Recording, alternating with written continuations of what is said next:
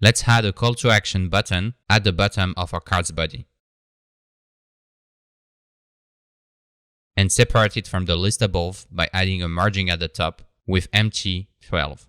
As you can see, by default, it does not look like a button, but more like a basic text element. Let's go ahead and use Tailwind CSS classes to style this button. First, let's make its width to 100% of its container. Add some paddings all around, make it rounded, increase the font size, and make sure the text inside it does not wrap using whitespace-nowrap. Then, change the background color to white and the text color to indigo 600.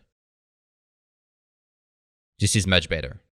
But we can go a bit further by also styling the focus and hover states of our button element by using the corresponding variants from Tailwind. To style the hover state, we can say hover column BG gray 50, which is changing the background color of the button when we hover the mouse over it.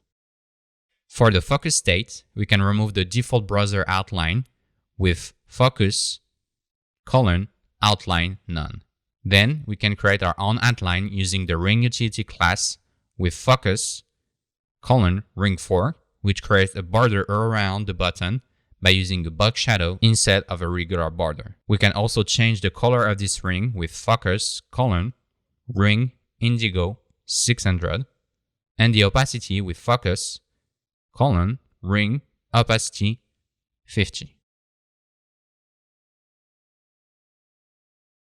As you can see, we now have a very nice border around our button when it is in focus. Let's add one more thing actually. With Tailwind, we can easily control the CSS Properties Transition simply by typing transition all. Here, we are applying the same transition duration and timing function to all CSS properties that transition, which are the background color and the box shadow.